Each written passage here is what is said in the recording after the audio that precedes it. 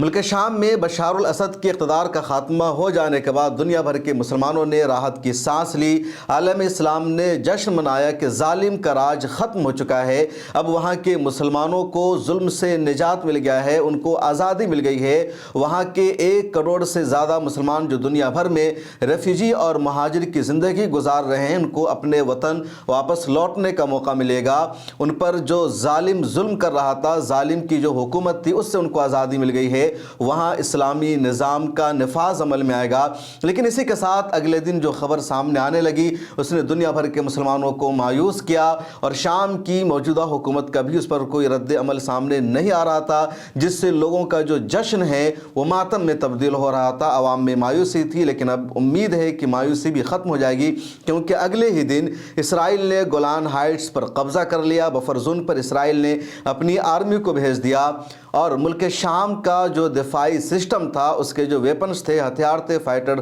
Plane تھے، اس کے ہیلی copters تھے، تمام پر اسرائیل نے حملہ کرنا شروع کر دیا اور شام کو لگاتار نقصان پہنچایا۔ اور شام کی عبوری حکومت اور ہیئت تحریر الشام کے جو سربراہ محمد الجولانی، ان کی طرف سے خاموشی تھی، ان کا کوئی اسٹیٹمنٹ اسرائیل کے اگینسٹ نہیں آ رہا تھا، اور اسی وجہ سے لگاتار یہ سوال اٹھایا جا رہا تھا کہ جولانی کے پیچھے اسرائیل ہے، جولانی کے پیچھے امریکہ ہے، اور جولانی کو آگے بڑھانے اور بشار الاسد کے دور کے خاتمہ کا مقصد ہی یہ ہے کہ اسرائیل گریٹر اسرائیل کی طرف بڑھے اور ملک شام پورا کا پورا اسرائیل کا ہو جائے۔ اور ابھی تک کوئی اسٹیٹمنٹ بھی سامنے نہیں آ رہا تھا، لیکن اب ایک بڑا بیان سامنے آیا ہے، جس کے مطابق الجولانی نے، نئی حکومت نے یونائٹڈ نیشن میں 2 درخواست جمع کرائی ہے، جس میں انہوں نے یونائٹڈ نیشن سے اپیل کی ہے کہ فوری طور پر یونائٹڈ نیشن اپنی ذمہ داری کو ادا کرے، اور گولان ہائٹس کے جن علاقوں پر اسرائیل نے قبضہ کر لیا ہے، جہاں جہاں اسرائیل نے اپنی آرمی کو بھیج دیا ہے، وہ تمام علاقہ اسرائیل سے فوری طور پر خالی کرایا جائے۔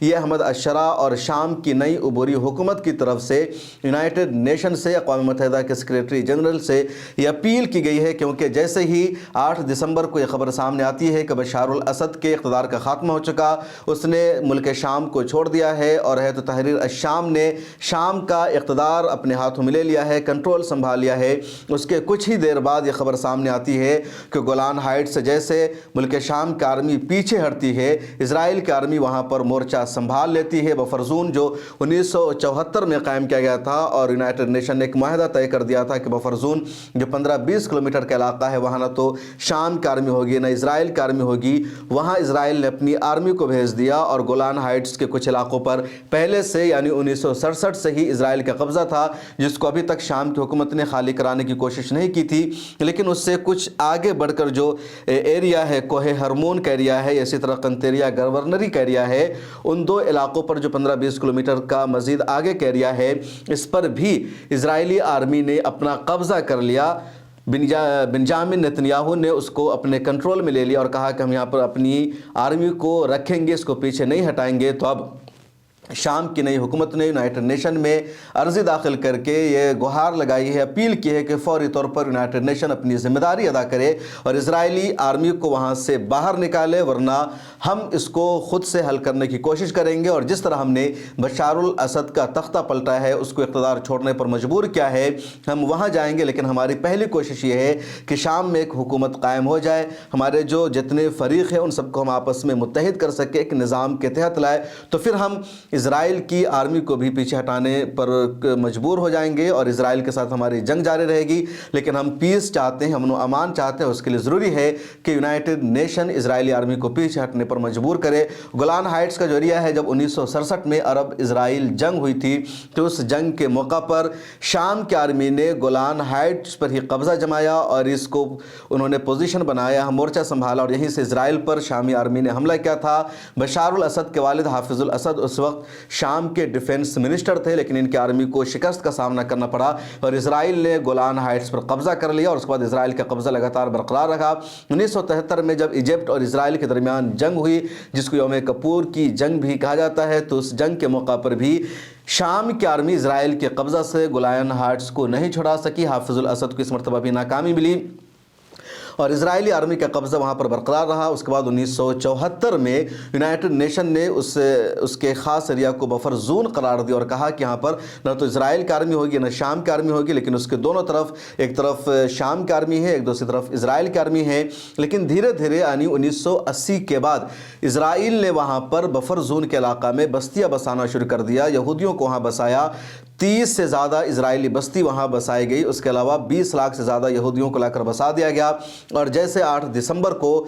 شام کی آرمی اچانک پیچھے ہٹ جاتی ہے، اسرائیلی آرمی نے آ کر مورچہ سنبھال لیا، تو پہلے سے اس علاقہ پر اسرائیل کا قبضہ تھا، اسرائیل نے بستیاں بسا رکھی تھی، اور اب موقع ملنے پر اسرائیل نے اس سے آگے اپنی آرمی کو بڑھا دیا۔ تو اب شام کی عبوری حکومت نے یونائٹڈ نیشن سے اپیل کی ہے کہ وہ اپنی آرمی کو پیچھے ہٹائے۔ اس سے پہلے جب شام پر لگاتار اسرائیل کا حملہ ہو رہا تھا تو احمد الشرا کا بیان سامنے آیا تھا، کچھ ترک میڈیا کے ذریعے اس نے کہا ہے کہ اسرائیل اپنی اوقات میں رہے، ورنہ ہم اسرائیل میں بھی گھس سکتے ہیں، اس پر حملہ کر سکتے ہیں، لیکن ابھی تک کوئی عملی کوشش سامنے نہیں آئی ہے۔ دمشق جو ملک شام کی راجدھانی ہے، شام کا سب سے اہم شہر ہے، مذہبی تاریخی ہر اعتبار سے بہت اہم علاقہ مانا جاتا ہے، اس کے درمیان اور گولان ہائٹس کے درمیان جو فاصلہ ہے وہ صرف 60 کلومیٹر کا ہی ہے، اور گولان ہائٹس پر اسرائیل کے قبضے کا مطلب یہ ہے کہ شام کے لیے ہمیشہ خطرہ بنا ہوا ہے۔ اس لیے عبوری حکومت کی یا شام میں جو نئی حکومت بنے گی اس کی ذمہ داری ہوگی اسرائیل کو وہاں سے پیچھے ہٹانا، ورنہ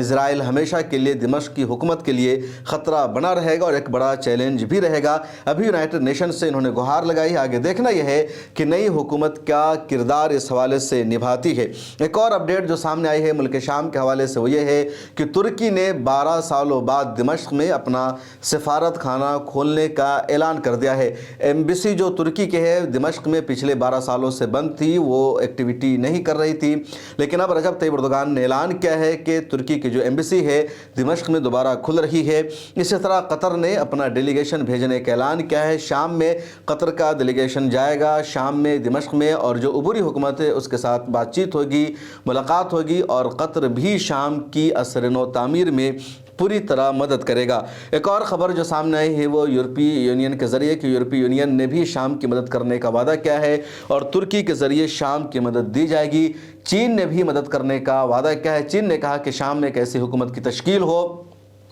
جس میں سبھی کو نمائندگی ملے، سبھی کو حصہ داری ملے، اور چین شام کی نئی عبوری حکومت کے ساتھ کھڑا ہے۔ ایک اور بہت بڑی خبر جو شام سے آ رہی ہے وہ یہ ہے کہ دمشق کے سینٹر میں احمد شرا کا جو اپنا گھر تھا، احمد الشرا مطلب محمد الجولانی جو اس پوری انقلابی فوج کے سربراہ ہے، انہوں نے اپنا پرانا گھر تلاش لیا ہے۔ العربیہ میں جو رپورٹ اس حوالے سے آئی ہے اس میں بتایا گیا کہ احمد الشرا دمشق کے ایک پوش علاقہ میں جاتے ہیں، 10 منزلہ ایک ٹاور ہے، اس ٹاور میں لفٹ کے ذریعے اوپر جاتے ہیں اور ایک فلیٹ کا وہ دروازہ کھٹکھٹاتے ہیں، بیل بجاتے ہیں، اندر سے ڈاکٹر سلیمان نکلتے ہیں تو احمد الشرا کہتے ہیں کہ گھر میرا ہے اور میرے والد کو یہاں سے زبردستی بشار الاسد نے نکال دیا تھا اور اب میں اپنے اسی گھر میں رہنا پسند کرتا ہوں، آپ ہم سے ٹائم لے لیجئے لیکن اس گھر کو خالی کر دیجئے۔ جو ڈیٹیل سامنے آئی ہے وہ یہ کہ احمد الشرا کو